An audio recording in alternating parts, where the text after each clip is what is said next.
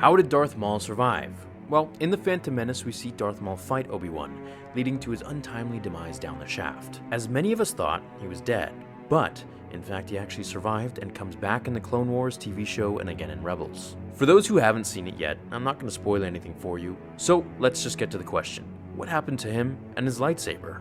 The answer is very simple for anyone who doesn't know. After getting cut in half, he fell to the core of the shaft, and along with him, his severed lightsaber. Even the Jedi and Palpatine thought he was finally dead. However, through his hatred and will to survive, to get his revenge on Obi-Wan, Maul used the Force to grab an air vent as he was tumbling down the reactor shaft. Now, I'm going to read a passage for you from one of the novels, but before I get to that, I just want to briefly explain some things. Despite his severity of his injury, he made it to Lothal Minor by means of a garbage disposal ship on Naboo. Now, when he was basically doing this, he was using the dark side to an immense degree, the same way we saw Anakin use the dark side when he was cut into pieces by Obi-Wan, and then caught on fire. Only through the dark side can you achieve abilities that are unnatural in the Force. So here's the passage from the Clone Wars Sith Hunter's book. As his remains tumbled down the generator shaft, he kept his eyes open and fought to remain conscious. But then, his head struck the shaft's wall, and everything went dark. No. His mind screamed. Despite everything he had learned about death and duty from his master,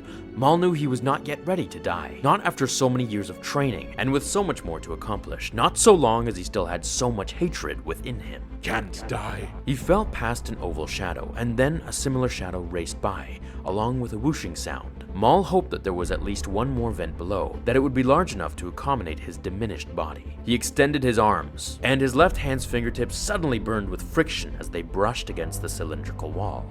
Must live. Hoping, wishing, praying for one more air vent. Must kill Obi-Wan. He reached out with the Force and grabbed an air vent. He went down the reactor shaft and landed in water. The Sith Lord was then dumped into a container which was taken to Lothal Minor. As he lay submerged, he fell into unconsciousness, cursing Kenobi. Now, in the old comics, Maul gets thrown into a pile of sludge, just as mentioned, and is transported to Lothal Minor on a mission to recover his limbs through robotic means or to find new equipment. During this time, he put his lightsaber in storage as well. Over the course of the next 12 years, Maul became obsessed with revenge against Obi-Wan and went literally insane. Now, in the Clone Wars TV show, Maul was reunited with his brother Savage Opress, who was sent on a quest by Mother Talzin of the Night Sisters to find Maul. Still, at this point, Maul was absolutely mental, like a raging bull, just absolutely insane. The brothers eventually fought violently until Savage was able to convince Maul that he wasn't an enemy, and to come to Dathomir with him, back home. But not before collecting Maul's stored lightsaber from his dark and depressing cave before going to their home world. Once there, Mother Talzin performed magic on him and grew him new robotic legs.